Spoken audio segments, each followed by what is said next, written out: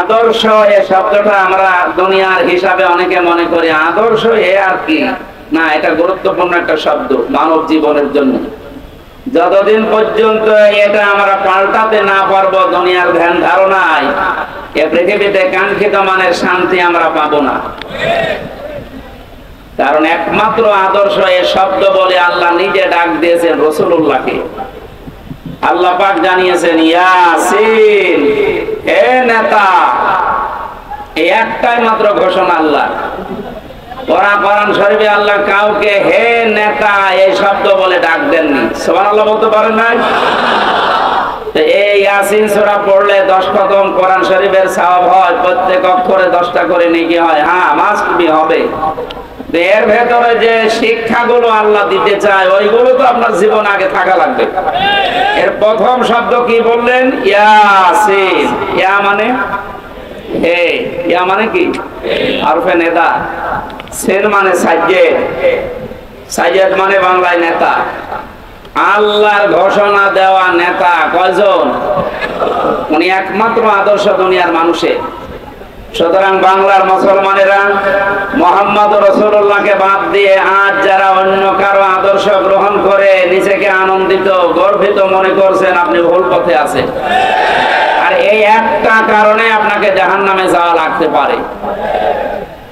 আপনি যদি অন্য ধর্মের হতেন আমি বলতাম না, আপনি যদি মুসলমান হয়তো না বুঝে ভুল করছেন, এজন্য আশা করছি আপনি এটা নিয়ে ভাববেন।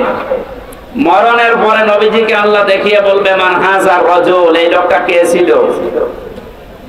আপনি যদি বলেন হাযা নাবিয়্যুনা মুহাম্মাদুর রাসূলুল্লাহ সাল্লাল্লাহু আলাইহি সাল্লাম, ইনি আমাদের নবী মুহাম্মাদুর রাসূলুল্লাহ, এই কথা বলার পরে কিন্তু ফেরেশতারা জিজ্ঞাসা করবে জীবনে প্রতিটি ক্ষেত্রে লোকটার আদর্শ মেনে চলেছো? এবার আমার মনে হয় যে মানুষগুলো বিভিন্ন সময় স্লোগান দিয়েছে, আমার নেতা, তোমার নেতা, অমুকের নাম দিয়েছে, মুহাম্মদুর রাসূলুল্লাহর নাম দেয়নি। ওই মানুষগুলো মাস্ট বি ধরা খাবে। আমরাও ধরা খেতে চাই, বলেন? এরপরও যদি কারো মনের পরিবর্তন না হয়, সে যেন বিশ্বাস করে তার বিবেকের উপরে কুকুরে পোশাক বলি। বলছে ঠিক।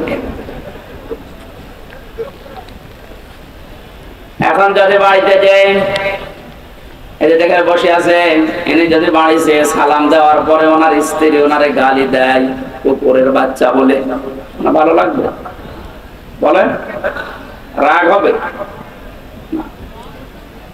উনি যদি জ্ঞানী মানুষ হয় চিন্তা করবে আমার তো শিক্ষিতা বউ, এটা ভদ্র ঘরের সন্তান, আমার গালি দেয় কেন? অবশ্যই এর জিনে ধরেছে। কিসে? জিন অথবা পরিতে ধরেছে, নাই তো আমার গালি দেওয়ার কথা না, স্বাভাবিক নেই।